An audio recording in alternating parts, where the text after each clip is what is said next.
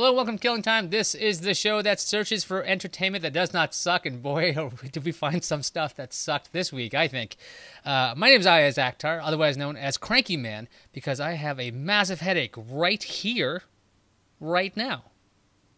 How are you? I'm good. You're So good. with this headache, something has to be really good to impress you right now. Yeah, if something's great, I'm gonna it's gonna bring up the great spirits of mine, but I don't know if we're gonna find anything. So this is gonna be fun. All right. Well, what should we talk about first? All right. So pick a number between 1 and 3. 1. Okay, number 1 is The Flash. The Flash. The Flash season. Quiet, Cisco. The Flash season 4 just wrapped up. It had the finale. I believe it's called "We Are the Flash," because we are the Flash. And what'd you think of the season so far? I thought this was the weakest season to date. Well, that's saying something, because season 3 had Savitar, which had Exactly the time loop with nonsense, which I will believe in, because time travel on the Flash is completely borked. To use a nice little safe word there. And Nice. It's completely screwed over, completely. That's what the Flash does with this. And in season 4, we have the finale. If you haven't seen the finale, you're watching this, you're probably better off watching this, honestly. Yeah. Because season 4 ends essentially as a trailer for season 5. Yes. So what was the point of season 4?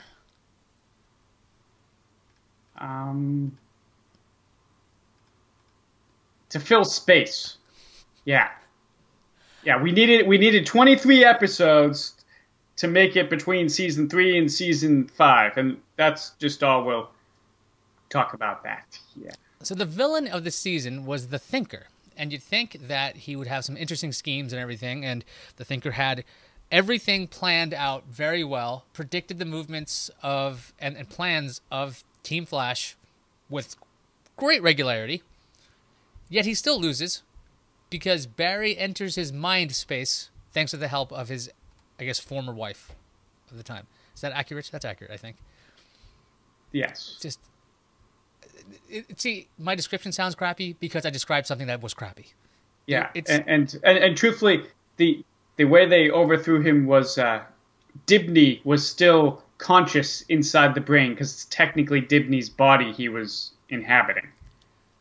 I don't think we needed the 20-something episodes for this. This could have been an arc that could have been done within 6 or 7 episodes. It was overly long. It was dumb at times, and there was no payoff. The season started off, I think, really strong. We got Barry coming out of the Speed Force. They're kind of taking themselves a little bit less seriously in the beginning of the season. They're goofing around about the idea of how many funerals they've been to, all of this stuff, which is kind of a downer when you think about it. But it went back into this, I wouldn't say emo stuff, but it went into this world of just sadness again. And I just, not the biggest fan of that for The Flash, because the first 2 seasons, I didn't think season 2 was that good. Then 3 and 4 happened. Now 2 doesn't look so bad. 2 looks better, in comparison. Now, what do you think of the twist at the end that everybody saw coming? Okay, so the twist that everybody saw coming, which I believe is Barry and Iris's kid showing up from the future. Right. Well, she's definitely Barry's kid, because she didn't learn anything about time travel, because you're not supposed to do that. Barry should have taught her that. That's probably where she messed something up. Yeah, so I mean, the twist was foreseeable. She was some kind of person from the future related to them. Maybe she could have been a recast Impulse or something. Yeah.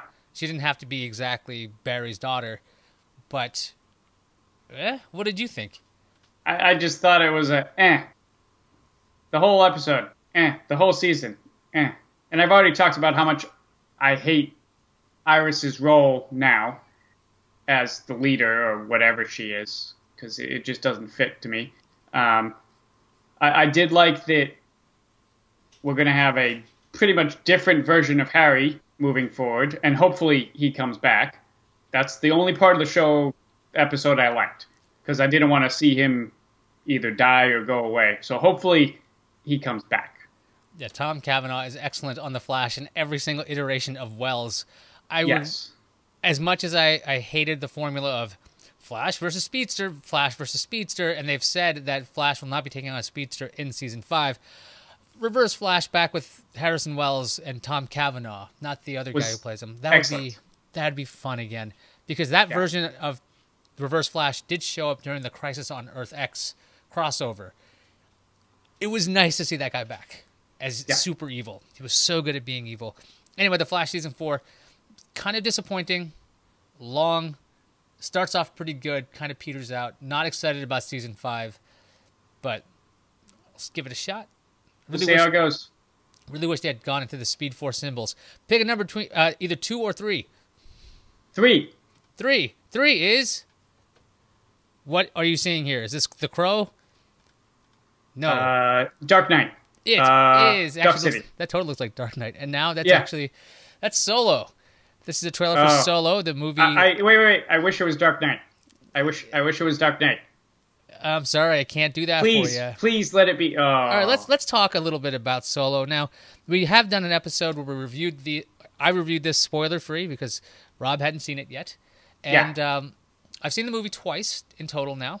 And first time I saw it, I was watching it at a press screening, so I was really paying attention. And the next time I watched it, I had a couple of drinks. And I will say, the movie's a little bit more enjoyable with a couple of drinks. Yes. I had a couple of drinks on your recommendation, and it did make the movie better. Yeah. But before we get into it, I have to 100%, you were correct about the actor who plays Solo. With everything you said the last episode, the casting was wrong. I'm sorry. It just, the whole movie, it's all I could think about. Well, I mean, I wasn't trying to make you, I didn't want to ruin the movie for you. No, you didn't. I really tried to give it the benefit of the doubt because I love Star Wars movies, and I actually think the story was pretty good. I just think it would have been so much better with a different actor. Not that this guy can't act, he's just not right for that role. So by the end of the film, when he's taking on Lando again, that actually kind of backlight him. Do you get more of that Han Solo feel out of him? But not until like the last scene.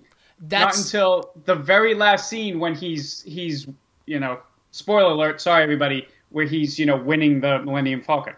Yeah. So I think that because we saw him actually inhabit the role properly at the end, it's a real curiosity why we didn't see him have these glimmers of this version of him that we do see at the end. It just, it should have been an arc. It should have been a real arc. He should have had some toughening as we were going along. But they're like, okay, he joined the Imperial Army, and then 3 years later. It's like, wait a second. Wait a damn second. Right. The whole movie could have just been that. Yeah. Han Solo trying to take orders and getting kicked out by the end would have been fine. I know it wouldn't have Chewie right away, but... Or maybe he takes on the Wookiees and this kind of a situation in there. But the stories that could have been told, I believe this story was a little bit on the shallow side. Agreed. I did like some of the other actors. Woody Harrelson. Woody played Woody. He's like the same character in every role. I thought Thandie Newton's character was interesting, and then, spoiler alert, they kill her off. Donald Glover didn't have enough screen time. I'm sorry. Lando, you could have expanded that role big time with a slight tweak of the plot. Robot was good. L3 was good. Chewbacca, I thought was kind of wasted a little bit. I don't know if he was wasted.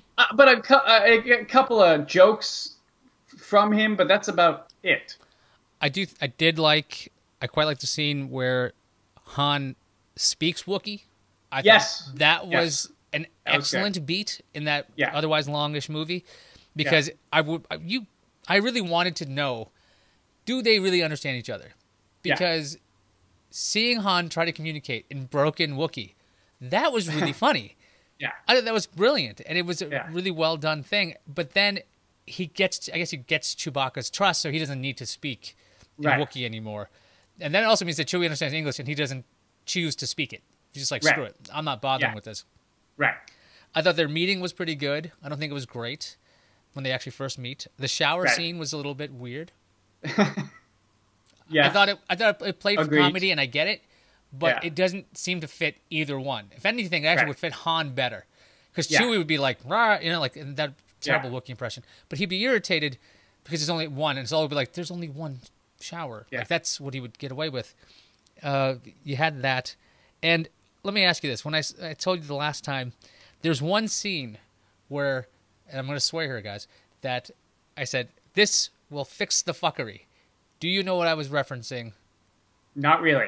Okay. I was watching for it too, and I saw a couple of scenes that fix fuckery. Okay. The fixing the fuckery I'm talking about is when Han shoots first. Yes. At the end. Yes.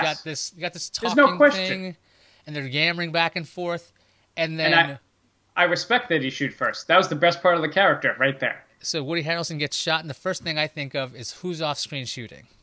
Yeah. And then they show you, the reveal is it's Han.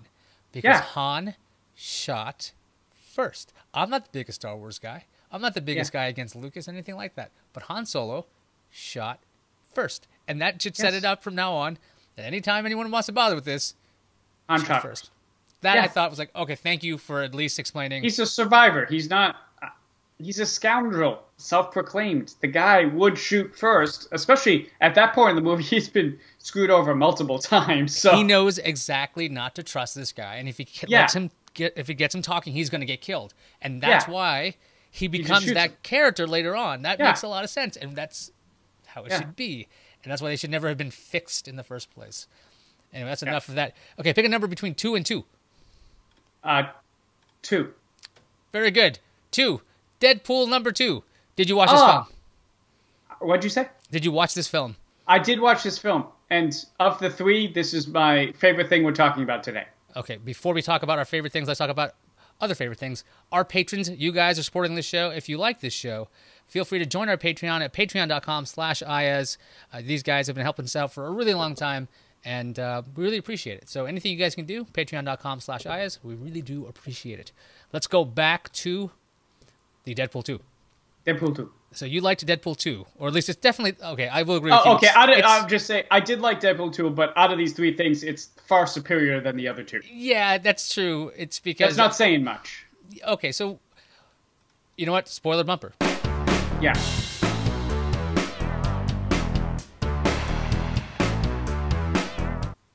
All right, so Deadpool 2, the movie's out. It's been a while. Yeah. What would you like to say about it? There were a lot of things I liked in the movie.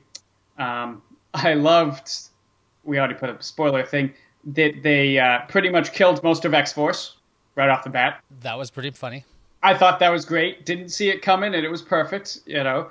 I didn't love the Fire Fist character. That kid. Yeah. He was freaking annoying. I thought Cable was okay, but not exactly like I always envisioned him.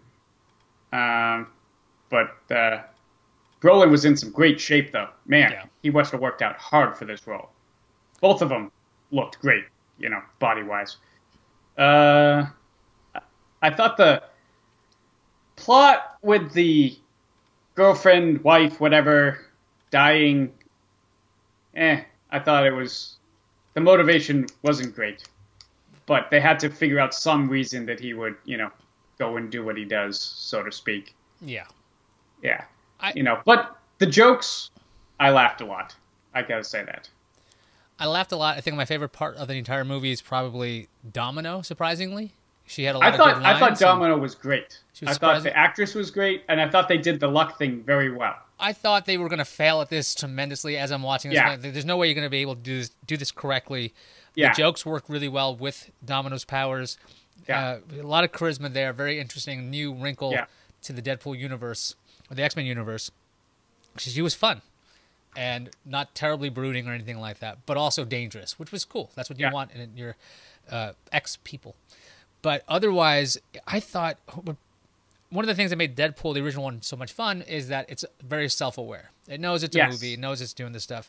But I thought the amount of shots it took at Deadpool 2 took at the Marvel Cinematic Universe and even DC, I thought that was just more... Too much other references because we're not actually... The movie isn't funny. Those jokes are sort of funny, but they have nothing to do with the movie. You know, like, I really wanted to feel more organic because we've already done this. We've done this. Hey, look, this is really dark. It's a DC movie. Ha, ha, ha. But, you know, what makes your movie good? Like, stop talking about the other guys. Do your own shit because that's going to be better, I hope. The killing off Vanessa in the beginning, supposed to be shocking, but and then they bring her back anyway in the first post-credit scene, second post-credit scene. So there's time travel in this movie. Cable comes back from the future, tries to kill off this kid who will grow up to be evil. You know, standard plot. Why he chooses this time at all, not really explained. Why can't he kill him as a baby? I don't know. Why can't he kill him whenever he wants? Why doesn't he just blow up the entire place? I don't know.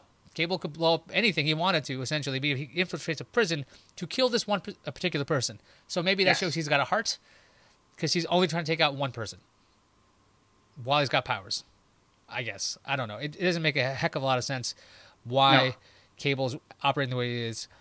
The X-Men cameo. Hilarious. That was amazing. I loved it. I was like, that's great. And then closed the door. Then there was the death of Deadpool, which took a while. And I thought, okay. It was one too many wake-ups. See, maybe two too many. Maybe it needed 5 more. So it became not funny and then funny again, because it was taking so long. Yeah. And some people have called Deadpool 2 essentially like a 2-hour Logan joke.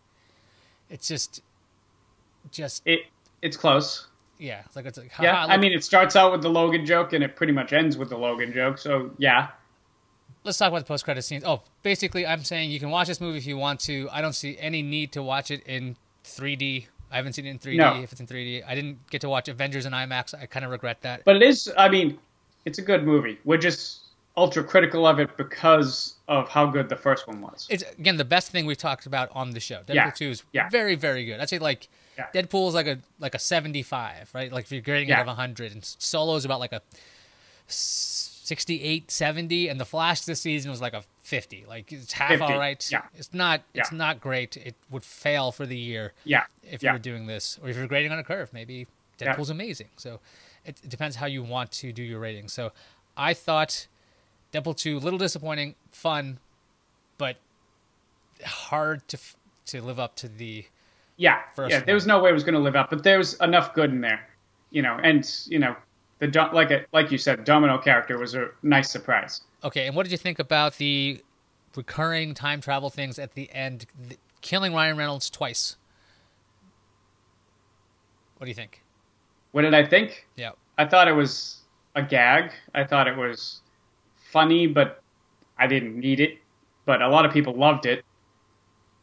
There was him killing himself.